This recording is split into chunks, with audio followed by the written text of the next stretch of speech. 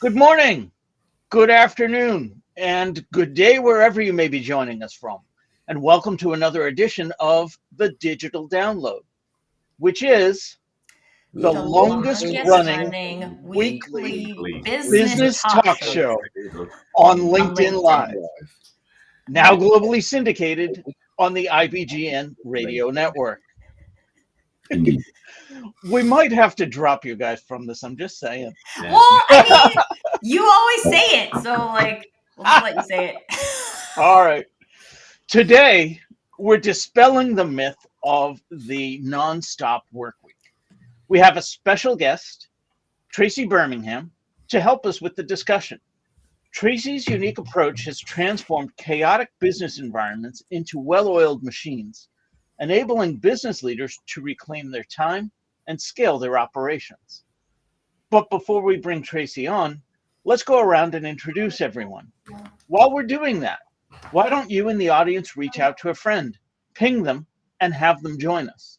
We strive to make the digital download an interactive experience. Audience participation is highly encouraged. Right.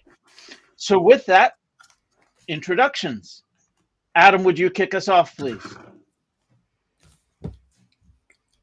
I'm only kidding. I'm not really on mute, but I just thought I was doing a call earlier today, and people were on mute all the time. And it's just as Bertrand was there, he said, it's like the thing from the moment. Anyway, hi everybody. I'm Adam Gray. I'm co-founder of DLA Ignite, and very much looking forward to this, particularly as we have a naming issue with this. So this should make things very entertaining for everyone. It will be a fun day, that's for sure. Thank you. Bertrand. Yeah, welcome everyone.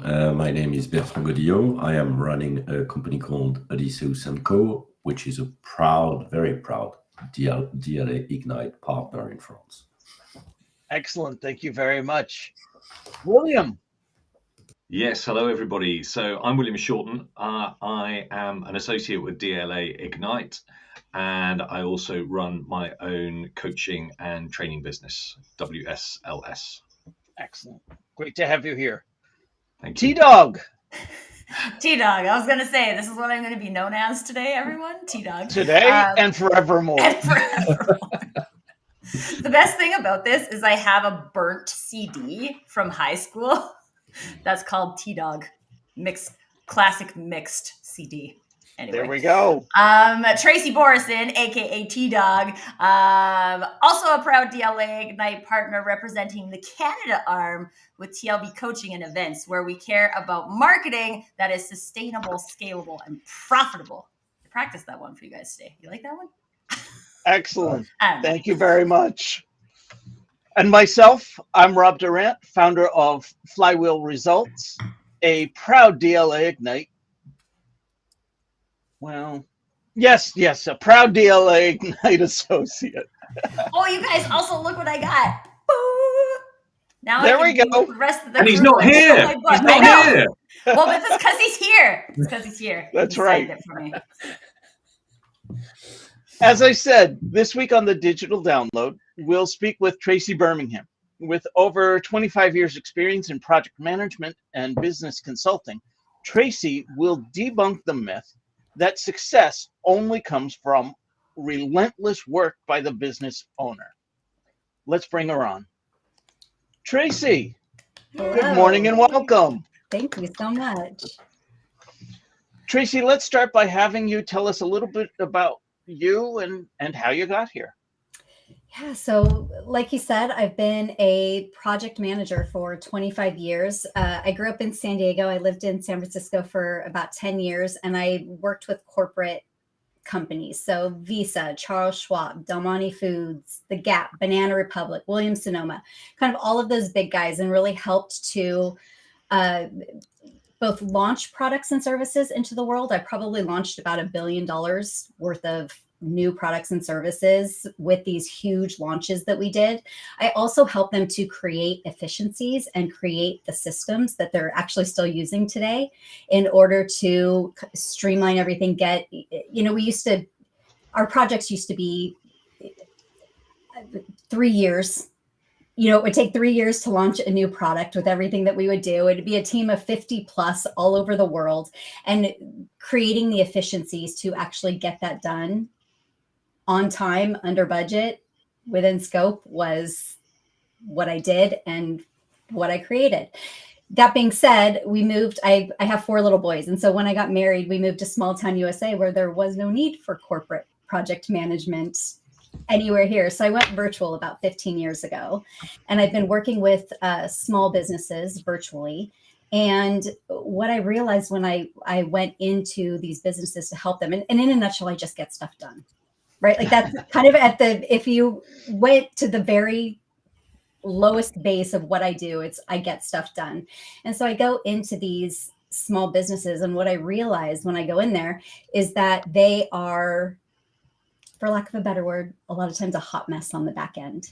They just, they're the business owners are working so hard, and they have the weight of the world on their shoulders, and they've got a team, but everybody's running everywhere. And all it is fire drills and bottlenecks and mistakes and, all of these things that are being made. And so what I realized over time and what I do with my clients and the businesses that I work with is I really just help to put the systems into place and to put the structures into place and to kind of create flow and efficiency, so that it just, when you don't have all the bottlenecks and all the mistakes and all the urgent matters, it's like everything just kind of frees up, and that weight of the world just kind of lifts off of your shoulders, and you can breathe and go take, like literally some of my clients is like stopping at 5 o'clock in the evening to go, hang out with their kids or make dinner or whatever, is like a big deal because they haven't done it for a decade or more.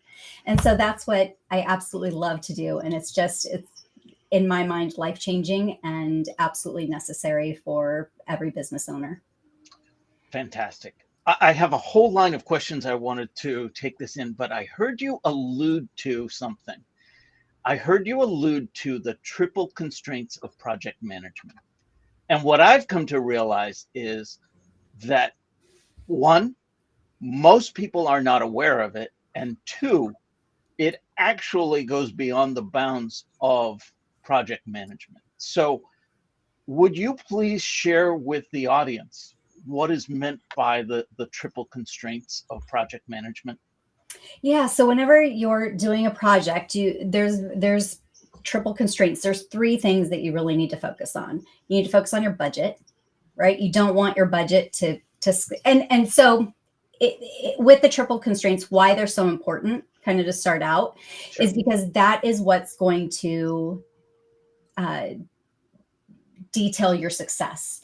Also, in any project, there's stuff that like when you start a project, you don't know what you don't know, right? And so you've got to get partway through, and it's like, we can't get to the goal with where we are right now. We're going to either have to add money in, we're going to have to add time in, or we're going to have to increase the scope of the project. And so by working with those 3 things, you're able to kind of manipulate those or play with those, but you want to create it so that you can always, I don't say always, a lot of times you can solve a problem by throwing more money at it. Right? Or if you have more time, or if you change the scope of the project. And so that's what it's meant by triple constraint, is those 3, you kind of play with those and manage those throughout the project, so that when you do hit the blocks along the way, that's how you play with them to manipulate everything to literally hit your deadline, make it a success. But you want to stay within the realm of, for example, your budget, right? Yes, you could throw money at it, but $1 million extra, is that really what we want to do here? Right. And so it's really working with that within reasonable expectations for the project and what you set in order to succeed. Right. And as I say, so many people I've spoken to do not realize that they are constrained by time, money, and scope. And when you increase any one of those, you're probably going to need to decrease something else, right? Because you are constrained there. As the saying goes, good, cheap, fast, pick any 2. Exactly. But, yeah. So my question to you, Traci, is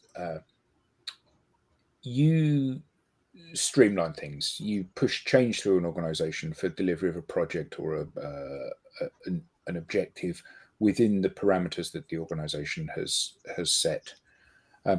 So do you ever go into an organization and they say, yeah, look, Traci, what we're trying to do is we're trying to do this in this amount of time with this amount of budget, and you just go, oh, because their grasp of reality and what's within their capability is so far away from what they're actually going to be able to do that you either you have to kind of drop the hammer and say this isn't going to happen, or you have to manage their expectations. Or are most people fairly realistic about what's achievable? Most of the time. And I have to say, I feel like most of the time I'm the wet blanket, right? I'm the one that's saying, you actually can't do it the way you want it, but here's how we can do it, right? So there's always a path to success. Again, it's the constraints, right? Like maybe it's going to take you a little bit more time to get there. Maybe we need to change the scope. Maybe we can launch it in phases instead of everything all at once, right? Or maybe we need a new team member, or we need some outside help to come in, or something like that. So I think that I'm usually the one that tells them it's probably not going to work the way that you think it's going to work, right? Like that's a bit unrealistic, but here's what we can do. And so I think just for the most part, I think anything can get done if you break it up into, I call them baby steps, right? But just phases of just a lot of times we try to go for the big launch of massive, but if we broke it up into steps, we actually learn along the way. And so the massive actually becomes massive and much, again, you don't know what you don't know when you start, right? So if you break it up into phases, it makes it so that you learn along the way so that you actually succeed with that massive at the end once you get there. We have a great comment from the audience, and it leads me to ask a follow-on question. Mark D. Hans says, I love the old agile mindset of flipping the triangle and fixing the time and budget to adjust the scope. Along those lines, Traci, what are the first signs that a business needs to overhaul its operational system? Usually what I see is it's the business owner they're stressed, they're overwhelmed, they're frustrated with their team. They haven't taken a vacation in 10 years. They work 80 hours a week. They wake up at 3 o'clock in the morning because there's so many things to do and there's so many things on their plate. And they actually, a lot of times will handle stuff themselves because their team, I'll just do it myself because I'll know it gets done right and it gets done easy, right? Like those are all signs that you're out of whack, right? And that you need to actually create the systems. You need to teach your team in an effective, efficient way. You need to learn how to delegate effectively and efficiently, right? All of those things that will help to free up your time. But when you do all of those things, the cool thing is it has this ripple effect into the rest of your organization. So all of a sudden your time is freed up. The quality of the work gets better because you're delegating efficiently. Your clients are happier because they're now getting what they need instead of you being the bottleneck and their things are delayed. Just cleaning up your onboarding will make a huge difference, or freeing up the delivery, or customer support questions. For as much as customer support, the complaints come in, they are every single time an opportunity to say, okay, so how could we fix this so we never get this question again, right? And you keep doing that over and over and over again, and it just ripples out into your entire organization. And then all of a sudden, everything is running so smoothly that now it's like, okay, well, I've got time. Let's go do some more sales and marketing up front to bring in another flood of clients. And so it just keeps going. So is that the crux of this? That when something happens, you look at that event and you work out how you can bottle that to make sure that the solution you came up with or the success you had is something that can be replayed over and over and over again. Yes. I mean, I always think about when we all started using Microsoft Word and we were doing invoices. You would begin by using the space bar to move things over to the right hand side, and then eventually somebody would show you how to use the tab key, and then eventually somebody would show you how to use the tab key with set tabs or even a decimal tab to move it over to the right hand side. And each time it took you a moment to learn how to do it, but it saved you time every time you had to do that activity. So your comment about customer success or customer care, where someone phones up with a complaint or a query, you work out how you can stop them ever phoning again. I mean, in the UK, the way we normally stop people from phoning again is just by making the telephone system so difficult to use that they can't. But in an ideal world, you deal with the problem so that it never becomes a problem again. Yes, and it's like that. Like that's the thing is the stuff that is the most painful for you to do. The stuff that just right? Like it just, whether it's team stuff, whether it's, I don't know, your billing, whether it's sending out invoices, right? All of those things, those are the things to clean up first, right? They're clues. Like it's, I feel like it's the breadcrumbs, right? Like it's so easy. Like those are the things when I come into an organization, that's what I'm looking for. What are the things that are most painful? What's the that's the low hanging fruit. That's the things that literally we clean that up. You feel immediate relief. Things start moving immediately faster. And then we look for the next thing. What is the next thing that's a problem? What's the next thing that's an issue? What's painful? Let's clean that up, get to the root of it, clean it up. And we just keep going to where it just smooths everything out. So Traci, I have a question about the mindset here, because I feel like I'll call it common knowledge, although I don't know if I'd actually put it into the category of knowledge. But what people know as business owners is that they're supposed to work 80 hours a week. They're supposed to.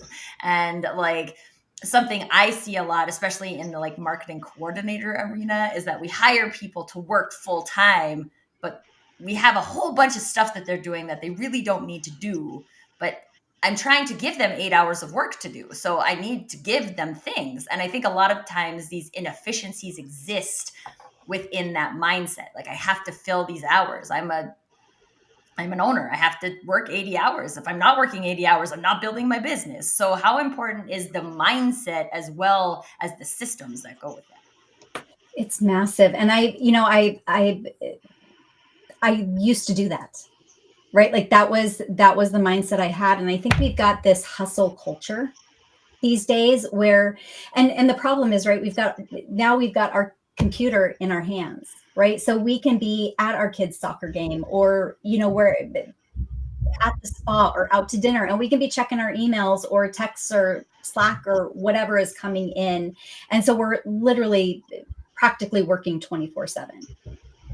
It does nobody any good, right? And I realized a few years ago, like, I just don't want to work that hard anymore, right? But the thing is and I want to be exponential, right? I want both. And so I call it the and lifestyle, right? Like I want unlimited time to myself. I want unlimited time with my family. I want unlimited time with my kids. I want to grow my business. I want unlimited time to do that because I absolutely love the challenge. I love doing business. I love everything about it. I love my clients. I want the and lifestyle. I want it all. And in order to do that, I need to be able to create efficiencies and flow within my own life and my own business in order to do that. But it's not common mindset by any means, right? Like it is, you're supposed to work hard. And I don't even think work hard is the right, I don't want to work hard. I don't want to do things I'm miserable at. I want to do things I want to do the things that I'm gifted at and that I'm good at, or the things that I want to improve on. And I want someone else in my team to come in and the things that they're gifted at and they're good at, that's what I want them to be doing also, right? That's the kind of culture that I create within my businesses, is that I want everybody to be loving what they're doing. And so sometimes like literally my team will switch around jobs because somebody's learning social media. Okay, come on in. Let's play with it and see what you got. And I think that the energy, the experience, the knowledge, the joy of being able to kind of ebb and flow in our life, in our business, and everything that we do is just so important. And it just makes it so that, like, scaling, I always say scaling just comes naturally when you do that, because you're taking a vacation and you're walking on the beach and you're like, oh, I have an amazing idea for a new income stream or a new program or a new, if I tweaked that, I could actually add this in. I see it all the time. And it's like, as soon as we get all the busy work or the painful work, the stuff that we're doing to keep ourselves busy all the time, once we clean that up, then you actually have the freedom to go create and to go build and to go scale. And do it in an efficient way, right? So then we're not scaling to just add more onto your calendar and onto your plate. We're actually scaling in an efficient manner so that you're adding that extra layer of income or time or freedom or whatever that is. And we're doing it in a strategic manner, right? It's a bit glib to use the phrase, but I mean, what I'm hearing is work smarter rather than harder. Mm-hmm.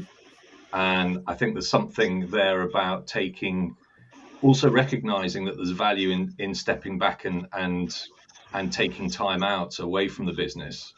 It's something I realized when I set up my business, was actually having worked in corporate for 25 years and you're on a kind of continual treadmill that you don't really stop to think. The most time you'll probably have off, if you're lucky, certainly in Europe, we've got a French guy here, so Bertrand will take August. The numbers are skewed. Bertrand will take August off. Adam and I might have a couple of weeks. You in North America might be lucky if you have a week or two away. So, you don't get that opportunity really to step away from the business. And I think there's also something about, I come back to what Daniel Pink wrote in his book Drive about kind of intrinsic motivation, where he talks about autonomy, mastery, and purpose. And having that ability really to kind of take that step back and also, as you were saying, do the things that you like doing, give people the opportunity that they can do that.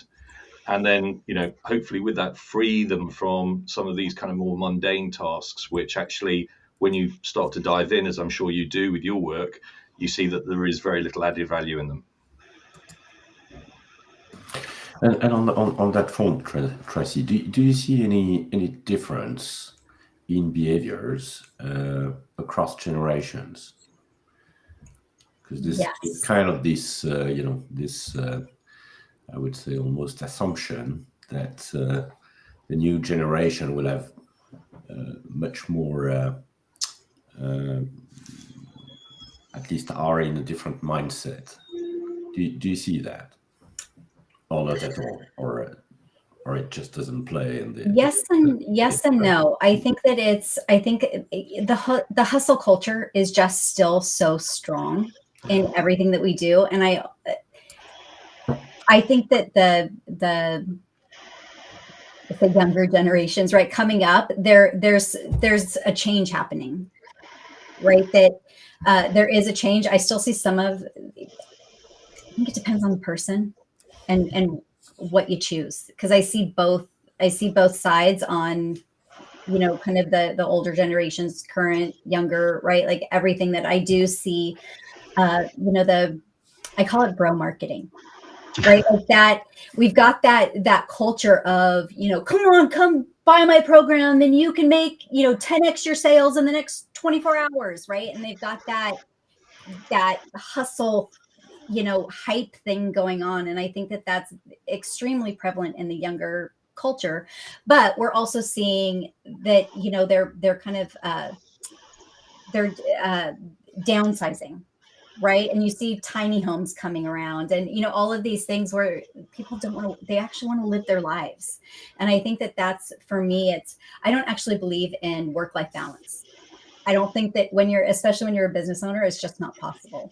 And I think, though, that we can make it ebb and flow, right? And sometimes it's business, sometimes it's my family and my kids, and it ebbs and flows as we go through life. And I think that for me at least, having the flexibility to do that makes all the difference. Traci, when you talked about the hustle culture, it reminded me, I speak with a lot of small businesses, small business owners, and solopreneurs. And I like to joke with them. There's only 28 hours in a day, and we're working all of them. Right. I actually read an article about a month ago saying that feeling too busy can damage your brain. And that gave me pause. I mean, yes, I'm joking when I say I'm 28 hours in a day and I'm working all of them, but my mindset is, oh, I actually feel like that at times. So conversely, what can you tell me about the common myths about delegation? What I see a lot with my clients is that it's easier just to do it myself. Yeah. I'll at least get it done right or get it done on time. It's so if you do delegate, they never do it correctly. And there's a loss of control, I think, with a lot of business owners, is that the control aspect of they need to make sure that everything's happening. And if they're not, like, if they don't have their fingers into everything and on the pulse of everything, that it's all going to fall apart. So I get that a lot. So, And I feel what, like, go to me, ahead. that just feels like a systems thing, right? And I think everybody knows logically that a business can't scale if one person has to touch everything, right? And even if that person is the founder, at some point you have to be able to delegate these things. And I experienced much of that, just what you shared, Traci, when I had my first management role, was that like, oh man. But then I also think there's an interesting thing here that people might be learning about themselves, depending on how much like self-awareness that they have, is that I'm more of a doer than a like teacher, right? I'm more of a like like to have my hands in things. And so I feel like from that perspective, if those are the things that you like, it's much harder to just let it go. Whereas for me, I was like, oh, like, I love the whole like mentor teacher role. So like, it was actually easier for me to delegate than it might be for some other people, because I can embrace what I like about the activity of delegation instead of feeling like I lose the part I like about it. So I think there's also kind of a personal, I don't know if it's like character or just like what you value from the work that you do, that has a lot of impact on someone's, how easy it is for them to delegate. Agree completely. And I think that your self-awareness is not necessarily common. Right. And just meaning that like a lot of times they get so in the middle of the craziness that it's almost like they can't find their way out of the craziness in order to help themselves and everyone else. But you're absolutely right. It's a systems issue, right? Like I delegate to my team every single day, and I have a pulse on exactly what is happening at any given time with any given person, because I have a very simple system set up that allows me to make sure that everything is getting done exactly as it should, right? And so it's just, there are simple ways to do that, but and what I find a lot is that business owners are a lot of times visionaries.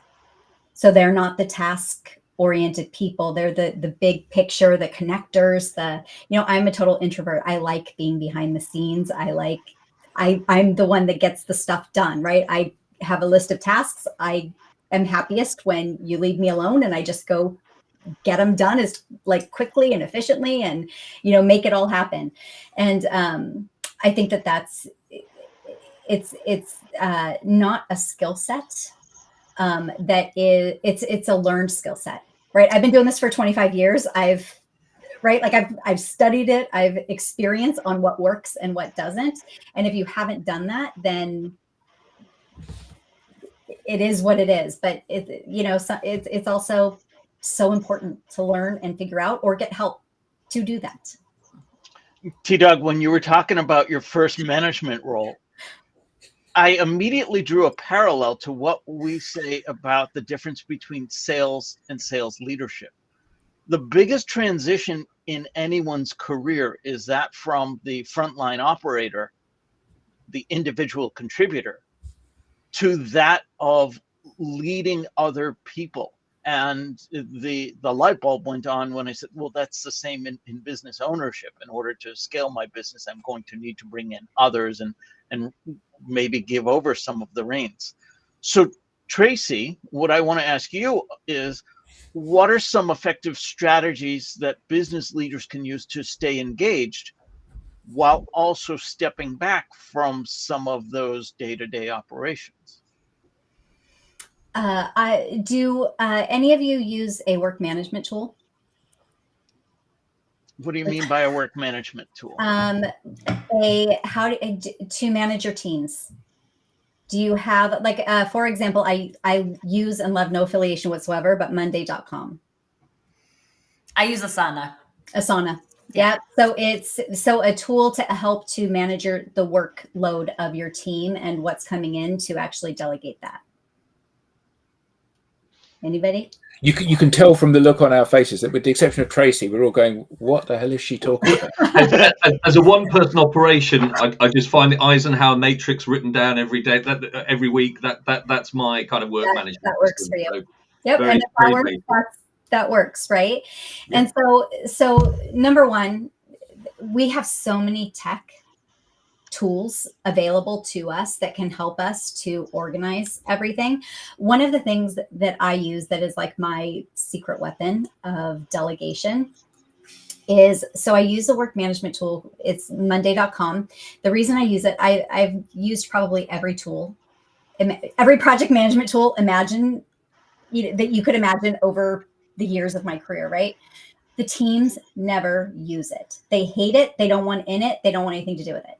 Monday is pretty. It's fun. You get like a little, every time you complete a task, you get a little, burst, fireworks, whatever. And it's just satisfying. And so the teams use it, which is so massive. And so literally all of our work, all of our communication, everything is confined to one place. So number one, that's crazy efficiency, because you can look at any task and see exactly what everybody is doing at any given time in one spot. You're not looking for where all the documents are, where the comments are, where everything is. So that's number one. Number two, I use a tool called loom.com. Familiar? It's a screen sharing software. But what I do, let's say that I need to get a blog post out, right? I don't take any extra time to train my team. But what I'll do is the next time I'm doing the blog post exactly how I want it, I will record myself doing that blog post, and I will record, I want you to click this button. Here's why I want you to do this. I'm explaining myself as I go through doing the blog post for that week. I go through, I will create a video of exactly what buttons I want you to push, exactly what I want you to write, exactly what I want you to click through, how I want you to schedule it. Here's where the image goes. Here's where the video link goes. All of those things. I record it, and then I take the link to that video, and I will create within my Monday board, I will create an automated task that says do the blog post every week. And I will put that how-to video with that task. So every time that task is assigned, there is a how-to video on exactly how I want it done right there in the task. So it doesn't matter if somebody's out sick and somebody needs to jump in and take over. I have the how-to already included. And I do that over and over and over again with every single delegation that I do. So over time, I don't even half the time need to train new people that come in if someone leaves, because I've already done the training. And so they can already watch the video and know exactly how I want it done. So that's one efficiency tool that I use consistently, and it's worked wonders. One of the things I'll just add from an Asana perspective that I found so helpful from the workforce management side of it is that because you can see the tasks that are associated with other people, and if you were kind of the originator of the task, or you very minimally have some kind of idea of how long that's going to take, and you can see what they have in their day, or you can see what they have in their week, and be like, I'm not sure all of this is possible in this amount of time, right? And just being able to proactively have those conversations and help. Can we assign this task that someone else can do to someone else because their workload is lighter? I found that was really helpful from a management perspective to be able to help the team keep stuff moving instead of one person being a roadblock on an ongoing basis. Exactly. I heard you allude to automation. What role does automation play in business operations? It's my happy place. We have so many cool tools now that allow us to create efficiencies. I'm all about, we talked earlier, about, customer support or bottlenecks or, whatever's happening. My whole goal is just to get out ahead of it so that it goes away and we never have an issue again.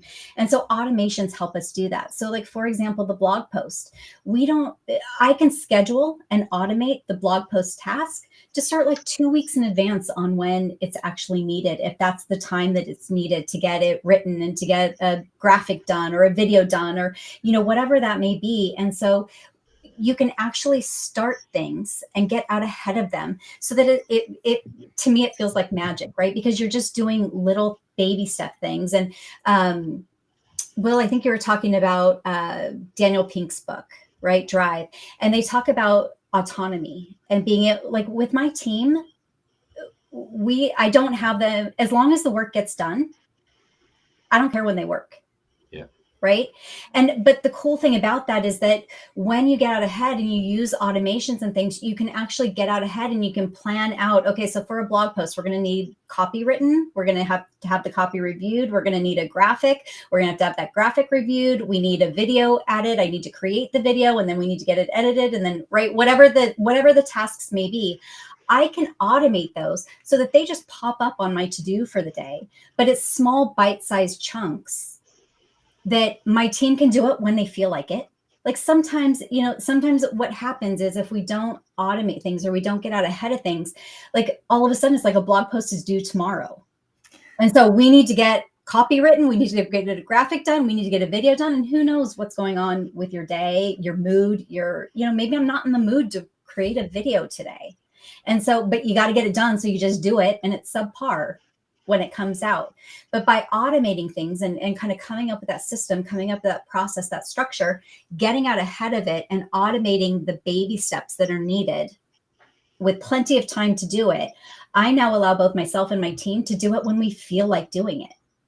Right. And by doing that, we get better work that comes out. It happens by magic.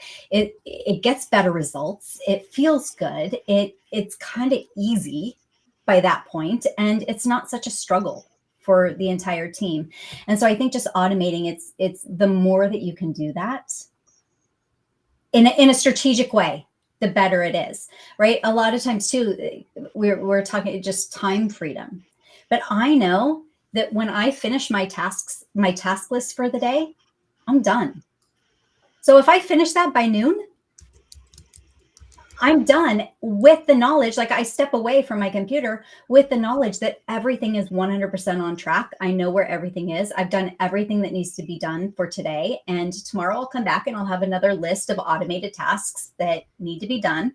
I'll get those done and then I'm done. But I have that peace of mind that everything is on track 100% with no issues at all. Are there risks of over automating? Yeah. What do you do to mitigate that? Depends on the situation.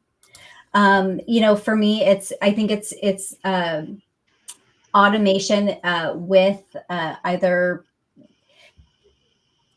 you need to have a controller, right? Or a project manager or someone like T-Dog was saying, she has a pulse on what's happening within her organization. For the most part, she's assigned things. She knows what is needed to be done. She knows if things need to be moved over, switched around, working with the clients, right?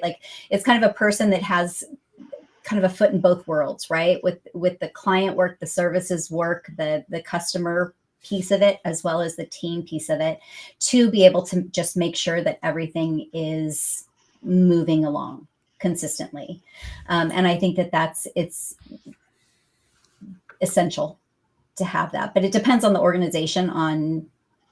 You usually have to start small, what I find, right? Especially if a lot of times we're in our, we've created such unhealthy habits sometimes in how we do work, that it takes a minute to unravel that. And so we usually start small with the automations and kind of build them, as we go.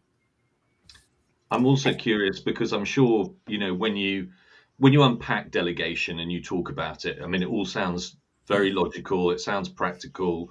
We can all see the benefits of it.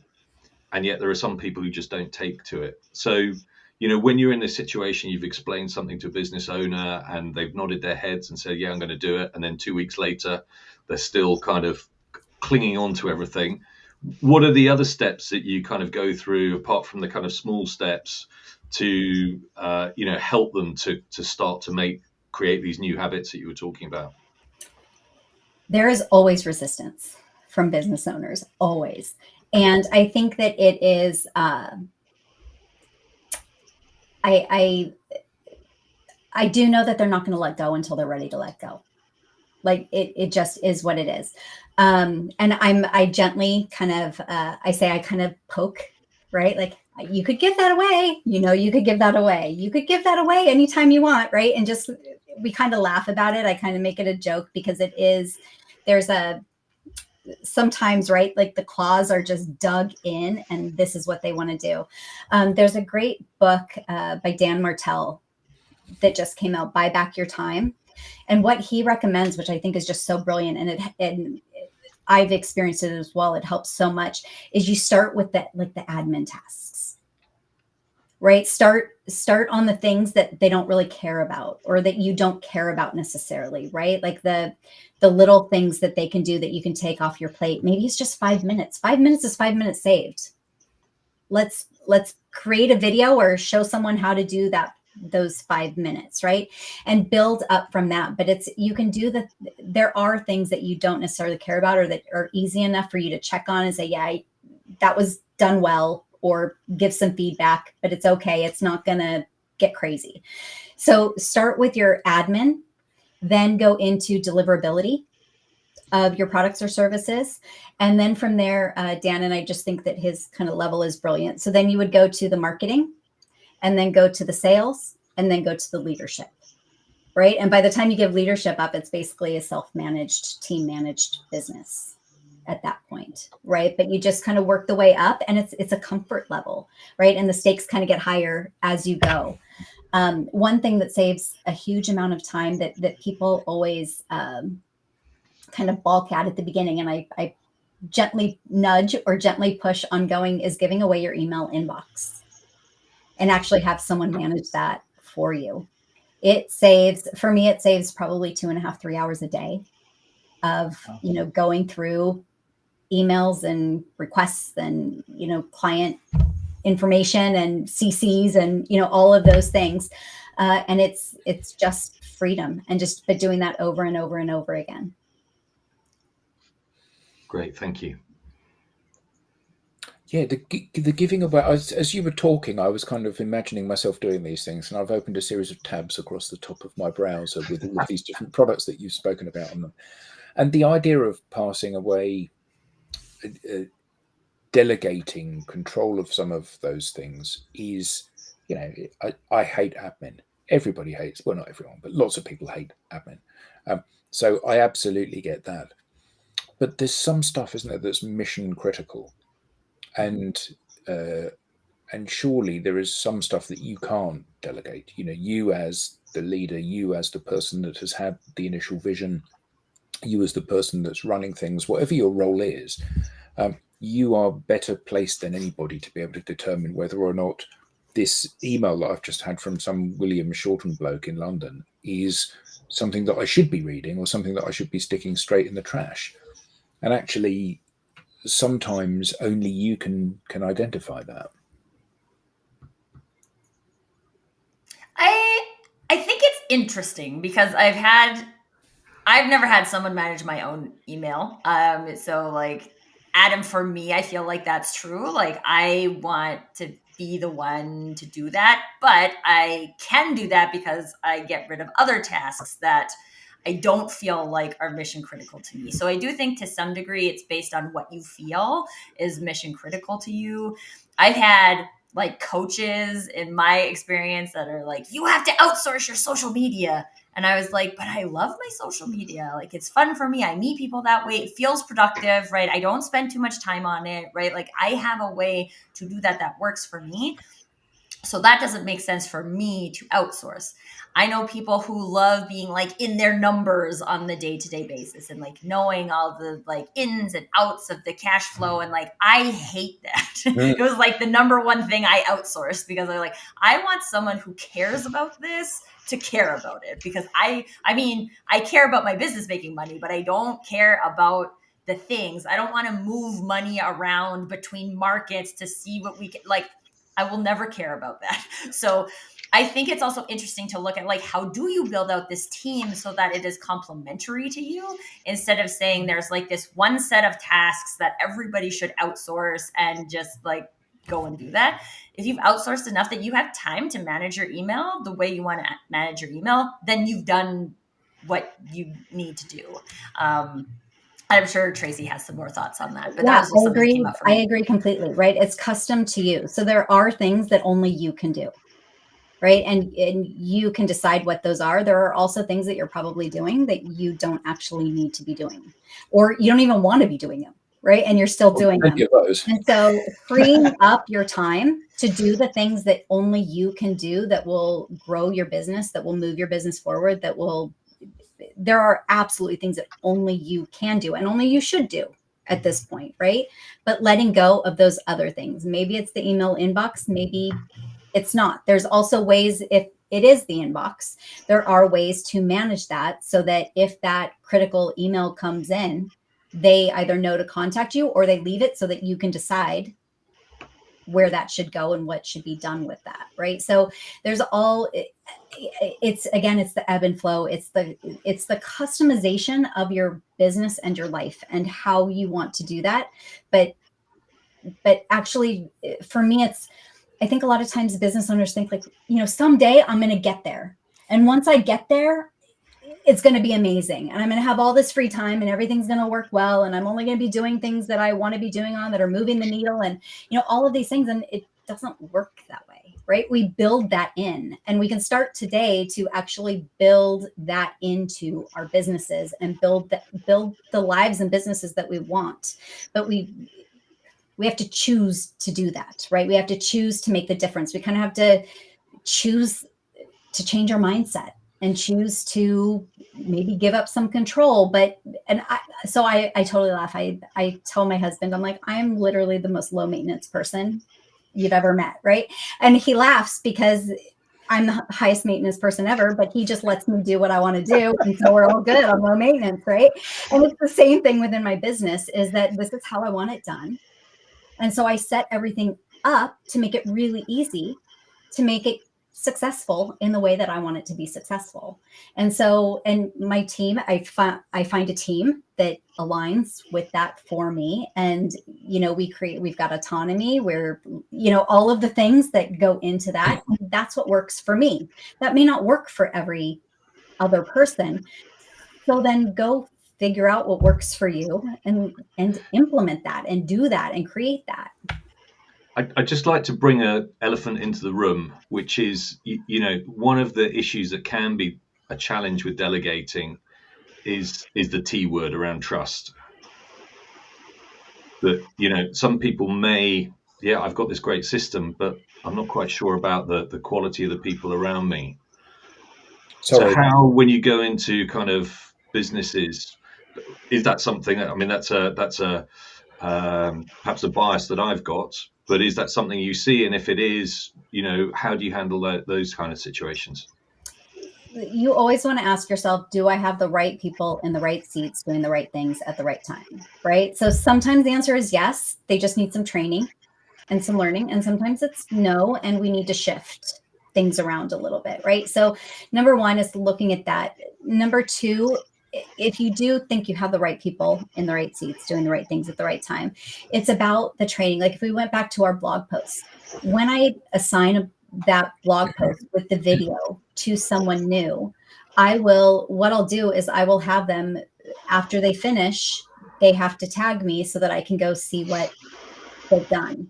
And so I go through and I will then create another video with feedback of, while I'm fixing it, I'm saying, and this needs to be fixed, and this needs to be fixed, and this needs to be fixed. Great job otherwise, right? Then I do that 3 or 4 times, right? 3 or 4 weeks in a row. Just, it takes me 2 to 3 minutes to go through what I need done. But I get to the point where there are no more changes that need to be made because I've given the feedback enough times that they've got it how I want them to get it, right? And so that's how I manage the teams, or how I train the teams a lot, and how I want it done. But I'm also, when I'm giving the feedback, I'm explaining why I want it this way, right? I want it this way because the audience will, it will bring X audience, or, I need to connect this social media platform so that we get more viewers over here, or whatever that is. So I'm explaining the why behind it, which just makes them smarter in the future for what I need them to be doing for my group, my organization, for what I need. Right. So, but it is a trust thing. And I say I'm trusting, and I'm not, because again, I like it the way I like it. Right. So, but I work with them to get it to the point where I like it, and that I trust that they're going to execute on my vision and what I need, done for my people. Thanks for your honesty. Trust can be a two-way street, though. What are some common resistance points from staff when implementing new systems, and what do you do to allay the fears and get them to trust the process? Well, change is hard for everybody. Yeah. Right. Like there's almost always resistance. There's two things. Change is hard for everybody. Like it just is what it is. And a lot of times what I see is that the business owner has caused such a like it's so hard for them to do the team to do their jobs because of the bottlenecks and the fire drills and the inefficiencies, that I think that they welcome whatever can come. Like let's do it, right? So I get both of those, but with the inefficiencies, usually with the change, it doesn't take long, in all honesty, because you change 2 or 3 things and you make it easier, and they're like, oh, right? Like it's so amazing, and they're so excited that, oh my gosh, that was so easy to get done. And they can, for the most part, I think people are just wanting to do a good job, right? Like everybody wants to, but so my whole thing is, I'm not a nagger, right? I've been a project manager forever. I have worked with teams in getting stuff done, due dates. I never have an issue with missed due dates, ever. Like everybody gets me what I want when I want it. But the thing that I do is I make sure that they have what they need in order to do their job successfully, right? And so that's getting out ahead of it.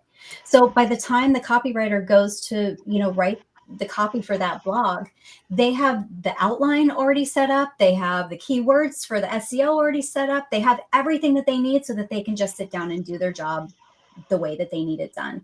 And so the teams, as you start to do that and as you start to implement that, and again, you can start small. It doesn't mean you need to change the whole organization overnight and say, okay, here it is, go do it.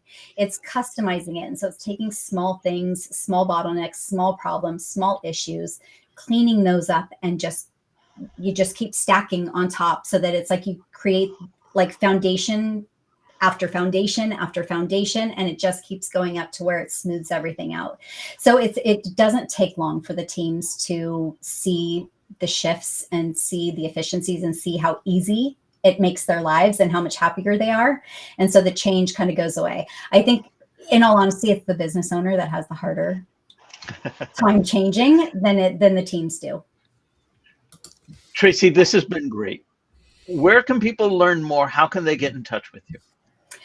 You can go to my website, goldi.com, and it's all about goals. So it's GOALDI. And I've got all kinds of resources for you. I've got an assessment, right, to see, what opportunities there are. So I call it business alignment, right? We're aligning your business. We're smoothing everything out. We're aligning everything, making everything flow for you. So I actually have an alignment assessment for you if you'd like to take that. Excellent. Thank you. If you have something to say, we want to hear from you. Scan the QR code on screen or visit us at digitaldownload.live and fill out the Be Our Guest application form. Traci, on behalf of myself, the panelists, and to the very interactive audience as well, thank you for a fantastic episode. And to our audience, we will see you again next time.